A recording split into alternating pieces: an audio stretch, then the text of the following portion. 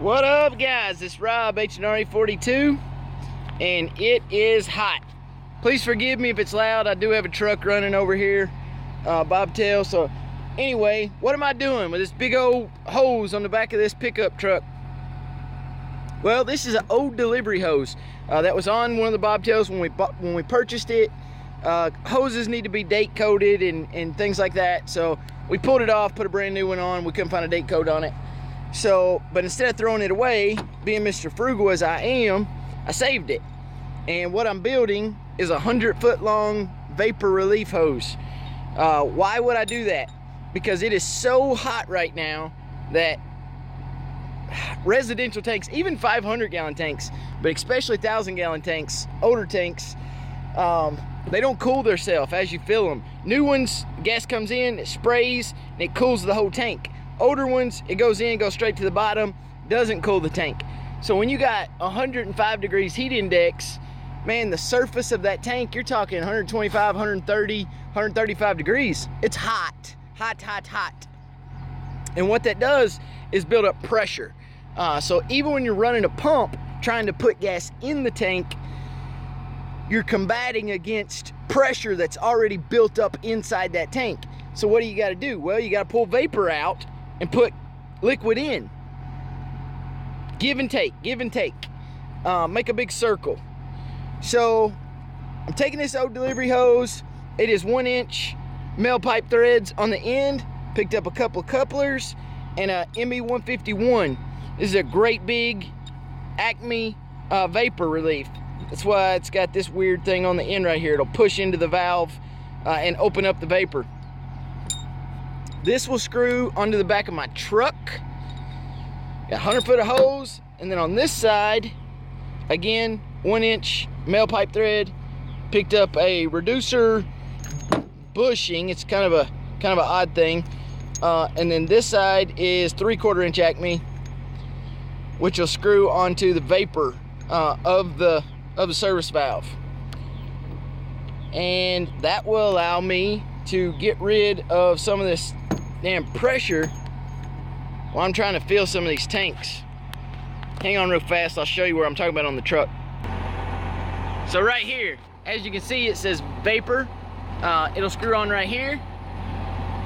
Open this ball valve and kabam. I will be pulling vapor out of the tank that I'm trying to fill.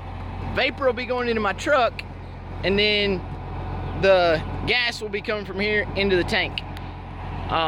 It should work. It should work. It should work. So what I'm doing right now is just cleaning these threads up a little bit. Using Freol, which is an excellent product. I keep these small ones because they're easy to keep. I always have them around. Gasola and some Teflon. Should be able to get this piece together and relieve the pressure of some of these tanks. I thought it was interesting. See you around, fellas and sisters. All right, here it is hooked up. As you can see, pressure's 180.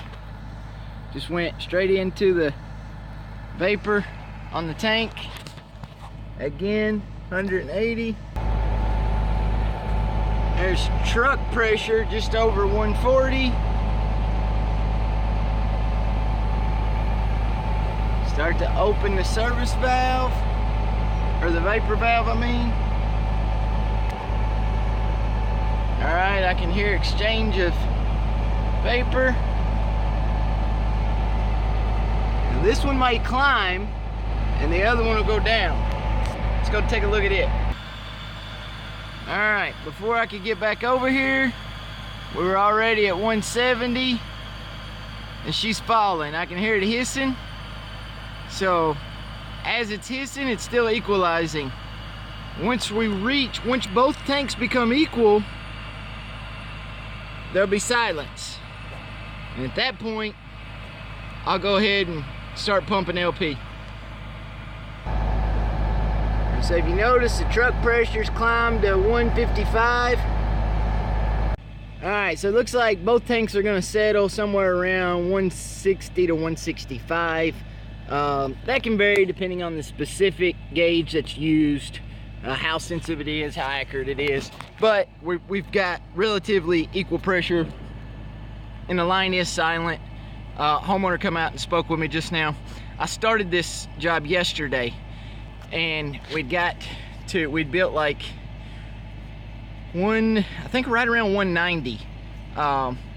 And it's just getting to a point where it was unsafe. My pump was hammering. So I just stopped, shut things down, went and built this rig, which you guys seen me do. And now we can get it all lined out for them.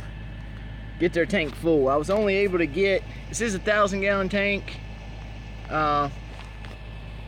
kind of need a new dial. Not that there's anything wrong with it. It's just getting to the point where it's scratched up and hard to read. Yeah, I was thinking I got about 45-50% in it yesterday.